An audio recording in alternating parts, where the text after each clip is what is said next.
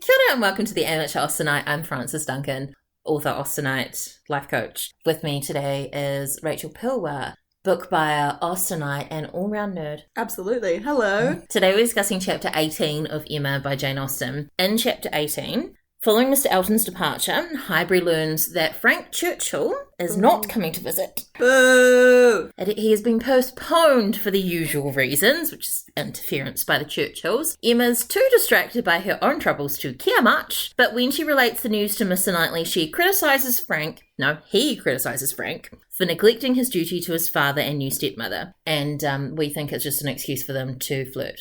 Frank Churchill, he's a dick, but he is a good reason to anger flirt with the person you don't know you love yet. This is the final chapter of Volume 1. I wonder whether this chapter, which starts very dramatically with Frank Churchill did not come, would have been a better start to the next volume? I don't actually know how the next one starts, and I think that will be the decider is when we do the next chapter is actually, was this a better beginning or was Frank not coming the better one? I feel like this could have been a good beginning.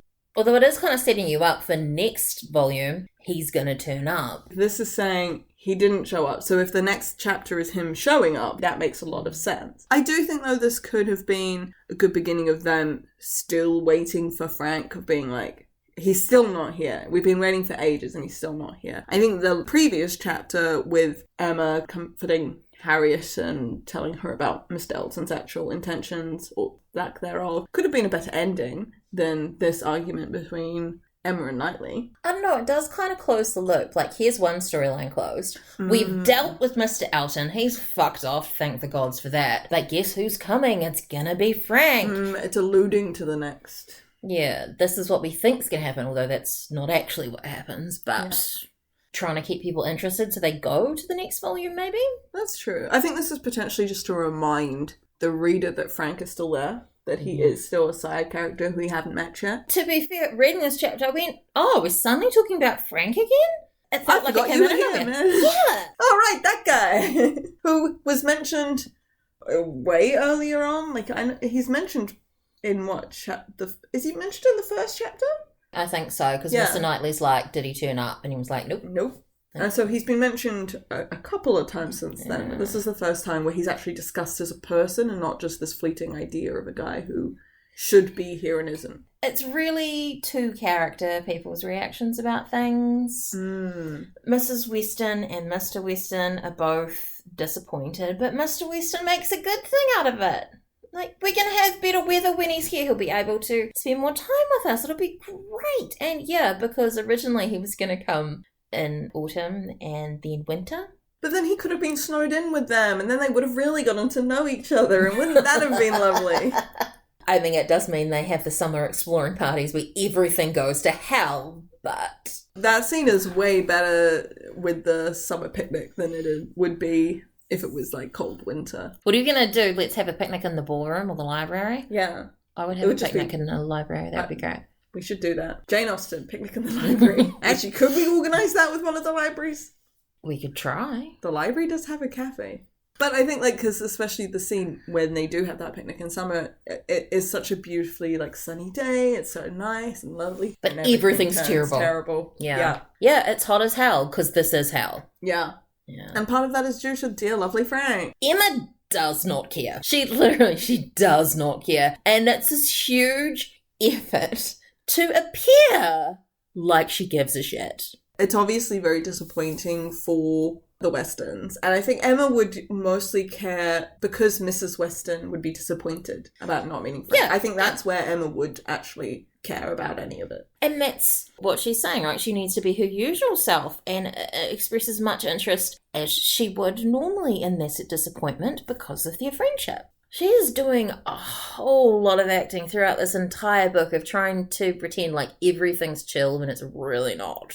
She does just try and pretend she's happy for everybody else. It's probably because she doesn't really have anyone she can talk to about her actual feelings and emotions most of the time. Yeah, and she definitely cannot talk to Mrs. Weston about this. Or she used to be able to. She says something, well, she thinks something interesting, that she wants to be out of temptation. so it's better that Frank doesn't come. And I'm like, what is the temptation? Is it the temptation to marry him? Because she said, if I'm going to marry, it's probably going to be him. To matchmake? I think it's more likely the temptation to matchmake and like set him up with someone, because Emma has said that she's got no intention to marry. So I feel like the temptation for that is lesser with her. But the temptation to meddle and matchmake is strong with this one. If this was the force of matchmaking is strong with this one. When she talks to Mr. Knightley about the fact that Frank's not coming, he's pretty pissed about this. And amusingly, she ends up having an argument with him that she basically had with Mrs. Weston. But she takes on Mrs. Weston's role and he takes on her role. I think it just shows that they think so similarly, but they actually both have the same opinion about this. But also that she just wanted to have a fight with him. Yeah, she was like, oh, here's another way I can argue. Like, she 100% agree, but I also think she never wants him to know that she agrees or thinks the same. No. He can never know that I think he's right. Yeah. He has to always be on the other side of the coin. She does laugh through this, so she's having fun and he's just getting riled up. This is because he thinks she's being genuine in her feelings and she knows she's not. She's just wanting to fuck with him, basically. She's got a stick and she's poking the bear with it. Mr. Knightley is like, look, he may have learnt to be above his connections, to care very little for anything but his own pleasure, because he lived with people who set him that example. He's a young man. He was brought up by people who are proud, luxurious, and selfish. So of course he's going to be proud, luxurious, and selfish too. But Emma, she does make some good points. Look, you don't know what it's like. The difficulties of dependence, what it is to have tempers to marriage. Like, Emma has to deal with her father and her sister. She knows very well what it's like. Mr. Knightley has to deal with his brother, but he's also older than his brother. We have seen both of them managing people, but Emma has to do it more constantly than he does. Mm-hmm. And with more difficult people, I want to say, in terms of her father. Right, Emma makes a good point of we don't really fully know Frank's situation, especially at this point of the story, and what it's been like for him. We say that Mrs. Churchill is like the villain of the story, and she prevents Because let's blame a female for a guy not doing his duty. Exactly. Part of the reason we blame her is because that's what Frank says. Every letter from Frank of him giving an excuse of like, oh, I'm so sorry I can't visit you, my father, and my new stepmother who I've never met, is because my aunt won't allow me to. I'm a 23 or 24-year-old man, but I cannot go because this old lady who I am kind of indebted to, she says I can't. My mum told me I couldn't go to the party, so I'm so sorry I can't go to the party. Mr. Knightley really clear-headedly points out, yeah, but he does run around the country when he feels like it. He went to Weymouth. Like, yeah, the letter that he wrote to his father when his father was getting married was written from Weymouth. So instead of going to his father's wedding or visiting his father and his new stepmother, he's holidaying. And the crazy thing is that Austen actually points this out, but I never noticed it till Harriet said it in the 2020 adaptation. He was in Weymouth in September when his dad was getting married. Wasn't that the same month? Oh my god, he is so... I feel like he's pretty close to Surrey when he's in Weymouth. See, more evidence that Frank is a dick. Where did Frank grow up? Like, where... Enscombe. Where was As in Enscombe? Yorkshire. Because of what we worked out previously. Yeah. It's roughly a 6-day ride between Weymouth and Surrey. Ooh, that's long. But, so he goes to Weymouth instead of going to his father's wedding. But nowadays, from roughly Enscombe in Yorkshire to Weymouth is a 5-hour drive, which if an hour is roughly 3 days, that took him like over 2 weeks on average to get from where he was in Yorkshire down to visit in Weymouth. It is an hour drive now, or 2 hours drive, sorry, to get from Weymouth to Surrey where his father was getting married. So that's 6 days. So he could have easily gone and visited his father first and then continued on to Weymouth, cutting very little time out of his trip. And readers would know that. We didn't know that. Exactly, like that, to us, like these fictional places, it's really difficult to kind of figure out. But he went even further to go to Weymouth than he would have had to have gone to get to his father's wedding. Mr. Knightley says, if he wished to do it, it might be done. I.e., if he wanted to, he good. Yeah. If he's already at Weymouth as well, he's not with Mrs. Churchill. So if he wanted to take the time out of Weymouth, I'm pretty sure the people he was with in Weymouth would have been, if he was like, hey, I've had a lovely time, I'll come back. I've just got to take a few days away. I'm going away for a week just to go meet my father's new wife and see him get married, and then I'll be back. I'll only stay for a few days. He could have done that. Yeah, he chose not to. And he chose not to. It's whenever he thinks it's worth his while and that there will be pleasure in it for him. There is one thing which a man can always do, and that is his duty. It's his duty to pay attention to his father, Mr. Knightley. There's this whole speech that he thinks Frank should say to Mrs. Churchill, which Emma laughs at and is like, yeah, so stand in the middle of the room and tell off the woman who's supporting you, right? Every sacrifice of mere pleasure you will always find me ready to make to your convenience, but I must go and see my father immediately. What are you talking about? You've never had to deal with this. Apart from his parents, he's never had to be indebted or subservient to anybody. His parents would have looked after him and then he would have taken over, which is not Frank's case. And we don't really know too much about how Frank was raised. He's been with him for about 20 years. Exactly. There's so many ins and outs on the day-to-day. We don't know exactly how well he was treated or how badly. Like, we assume he was treated fairly well, especially seeing as he's set to inherit and he seems to have all these gentle manners and stuff. But we don't know what it was like, especially when he first got there. Like, how traumatic would that have been to have been like, have to leave everyone you know and love and just be taken away from your father who loves you, who I'm presuming Mr. Weston 100% cried when Frank was being taken away. To have that as like one of your probably earlier memories, and the first interaction he had with Mrs. Churchill would have been under that pretext as well. And then you're told for your entire life that you owe this woman everything. She's got the ultimate power. She took you from your family. Huge trauma. She continues to hold power over you. Which, again, we're demonising Mrs. Churchill, and we do think it's probably actually Frank being a dick. But he is being kept a child by his dependents. He cannot be an independent being and make his own decisions, because if he pisses them off, they could cut him off. Sure, in theory, he could go and make money, but he's a gentleman, and that's not how they're raised. He may not actually have many practical skills. What was his education like? Is he expected to just gain this money from the Churchills and just live his life the same way they do? Just, you know... Yeah, he'll be running Enscombe. Exactly. That would be his job. He's not expected to have any other job apart from that. So he can't just make his money... Because did the Churchills... They don't have any other children, do they? No, he's their child. He's their child, yeah. He's probably been raised his whole life to look after them and take over. And expect to take over Enscombe. I don't know, maybe if they'd had a daughter, it would have worked out well, because then they could marry and it would all be done. But then it's like siblings marrying, which is, Yeah, but also, I mean, it happens in Mansfield Park, so. It does. It does. And I guess kind of in this book, it's slightly a little bit, yeah. Not quite. Does the age thing make it worse or better? Because obviously we know that spoiler alert, at the end of the book that Knightley moves in to Hartfield because Emma can't be without her father. If she had married Frank, as Mrs. Weston wants, what's going to happen there? It's not like he can leave Enscombe, his responsibility, to go to Hartfield, and it's not like Emma's ever going to go to live in Enscombe in Yorkshire. It just wouldn't have worked just on that one point. But that's why he's a great fantasy, because she knows it can never be reality. Yeah. And sometimes that's the better option, especially for Emma, where, again, she is trapped in Hartfield. She can't really go anywhere. She doesn't really think of Miss Knightley at this point as a option, quite, despite her love for argument flirting with him, the foreplay of fighting. But she can, like, imagine what Frank would be like. Potentially, like, incredibly charming, Fabio-esque character. Frank Churchill is Fabio.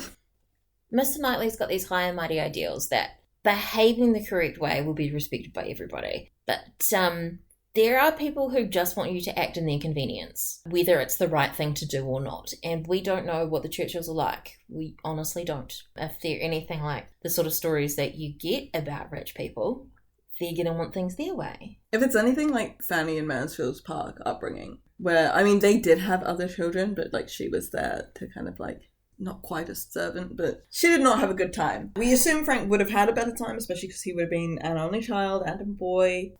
Interesting to think about. And I guess you can, in that respect, then have some sympathy for Frank and his character in his situation. But again, coming back to it, he easily could have gone and visited them long before now. Emma again keeps trying to pull Knightley back and be like, look, he's had habits of early obedience and long observance. You're fond of bending little minds. But when little minds belong to rich people in authority, they have a knack of swelling out and becoming as unmanageable as great ones. They will be defiant. They will be, it's not going to be good.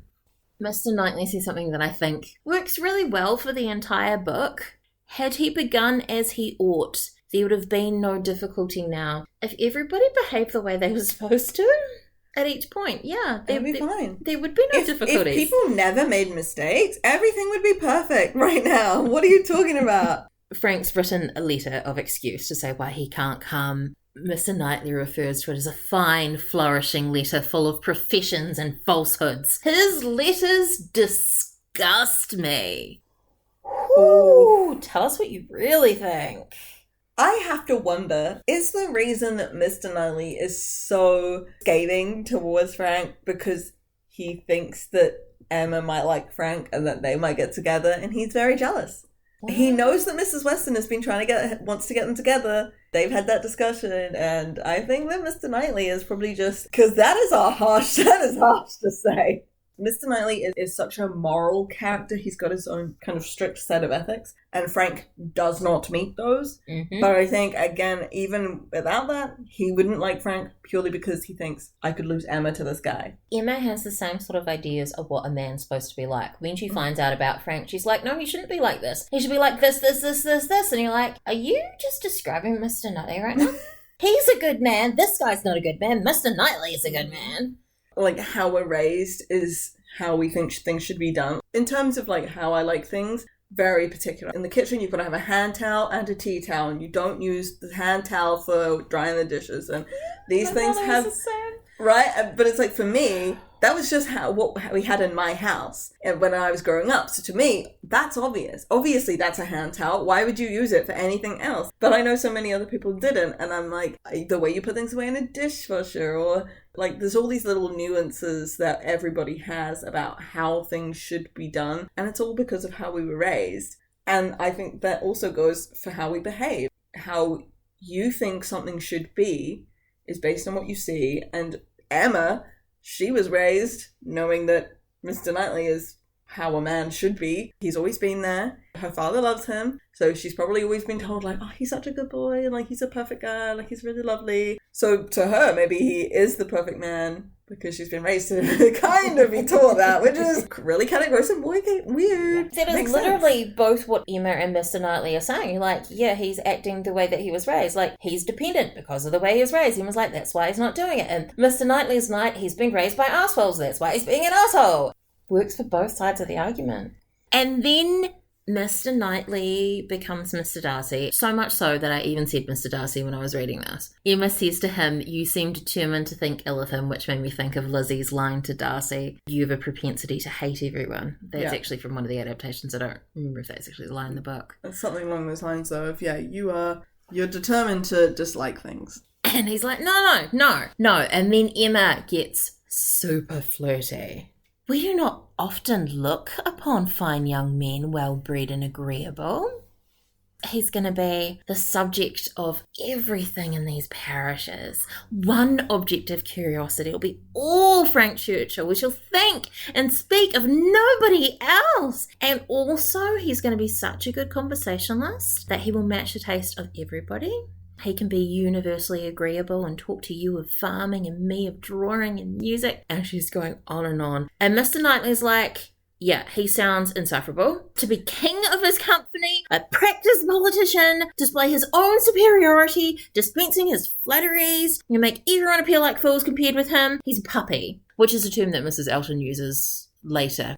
And he even says, prejudiced? I'm not prejudiced. Hello, Mr. Darcy. Yeah. And she's like, well, maybe I am because he's the Western son and I love the Westerns. Mm-hmm. I think it's a good point that they're both making, that Frank would come to town and just be trying to charm everybody, and he'd probably be fairly disingenuous, maybe, that just trying to get people to like him. Emma also makes the point of everybody is going to be gossiping about this guy. Can you imagine if you were going to go and visit somewhere, visit your dad or wherever he lived in this teeny tiny town, and everybody was going to talk about you while you were there? Actually, I would put off going too. Yeah.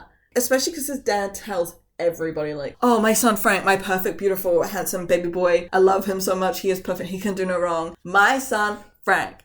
He hasn't come to visit me. He keeps saying he's going to and then he doesn't. There's already gossip and talk about Frank before he shows up. This whole conversation by people who have never met him. If you know that your dad's probably talked about you to everybody, it's like if you were going to a party with your parents' friends and they know who you are and you've never met any of them, that is the most awkward kind of situation where you're like, I don't know you, but you know lots of stuff about me. Exactly. And that's like the small talk you have to make to kind of be like, oh yeah, like, you're my parents' friends. I guess I have to try and impress you or make you like me and show that my parents have done a good job raising me. That is awful to think about, like, to have to be in that situation. And maybe that's something Frank has thought about. If I go and visit, like, I'm gonna have to go and visit, but maybe it's gonna be really awkward because all of these people will know my name. And I'm sure Frank will know some of their names. I bet he knows about the Woodhouses. I bet he has heard the names of the Knightleys before, probably heard about Miss Bates, the inner circle that Mr. Weston hangs out with. But he doesn't really know them.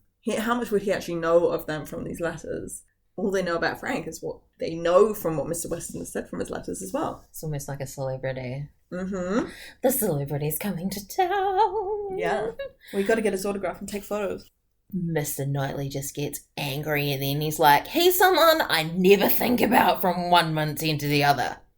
And Emma's like, cool, okay, let's talk about something else, because she's so good at managing people's emotions, but she can't understand why he's so angry. I think that he's aware that people have marked Frank out for Emma. He knows that this is his big competition. He doesn't know why. He's just like, oh, I hate this guy. I don't know why I hate this guy, but I hate him. He's so dumb. Yeah. His stupid face. Stupid face. And he's so gross and he's a bad son and...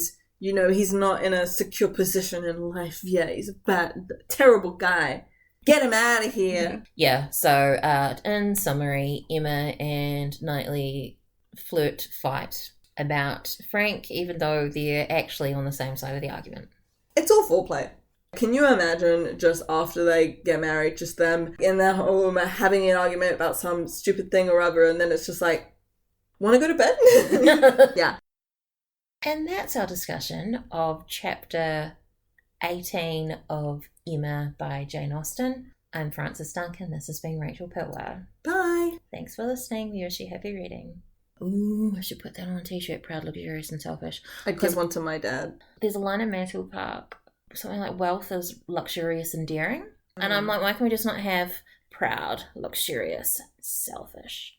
I feel like that would be a good t-shirt. I think you definitely have people who would buy it. Yeah, and then give it to people. Give it to people. Like I said, I'd give one to my dad. Ma!